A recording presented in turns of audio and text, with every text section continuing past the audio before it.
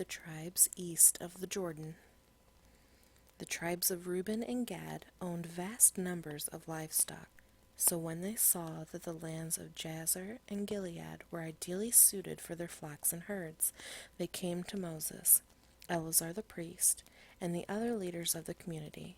They said, "Notice the towns of Adaroth, Dibon, Jazer, Nimrah, Heshbon, Elilah, Sibmah, Nebo, and Beon.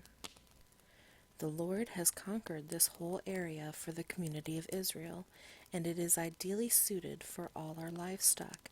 If we have found favor with you, please let us have this land as our property instead of giving us land across the Jordan River."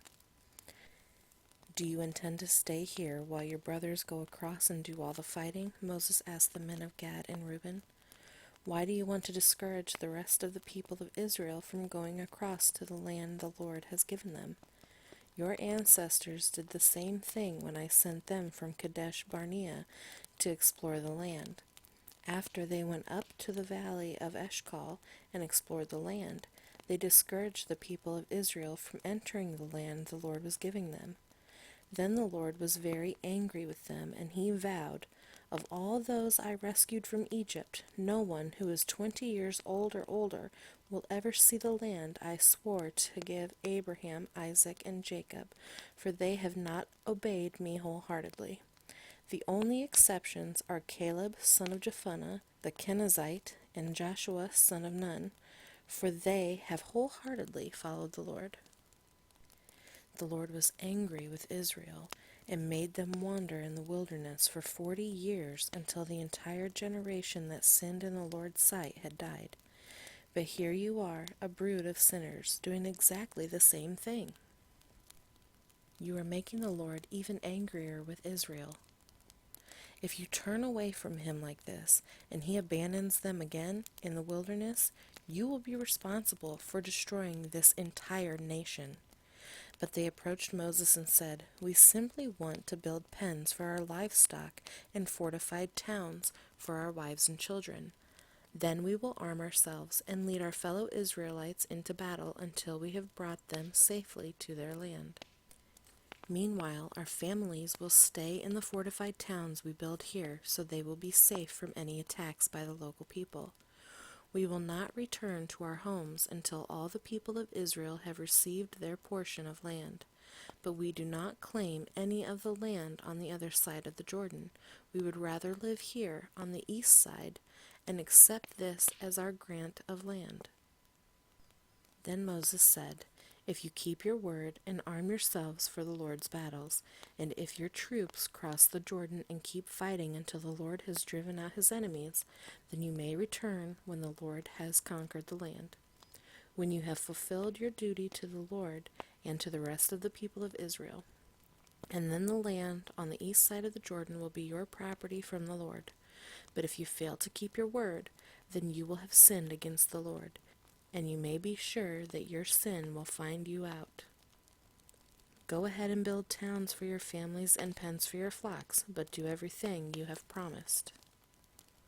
Then the men of Gad and Reuben replied, "We, your servants, will follow your instructions exactly. Our children, wives, flocks, and cattle will stay here in the towns of Gilead. But all who are able to bear arms will cross over to fight for the Lord, just as you have said."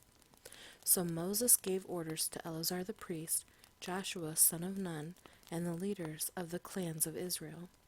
He said, "The men of Gad and Reuben who are armed for battle must cross the Jordan with you to fight for the Lord. If they do, give them the land of Gilead as their property when the land is conquered. But if they refuse to arm themselves and cross over with you, then they must accept land with the rest of you in the land of Canaan." The tribes of Gad and Reuben said again, "We are your servants, and we will do as the Lord has commanded. We will cross the Jordan into Canaan fully armed to fight for the Lord, but our property will be here on this side of the Jordan."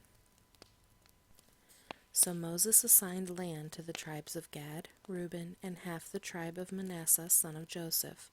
He gave them the territory of King Sihon of the Amorites, and the land of King Og of Bashan, the whole land with its cities and surrounding lands.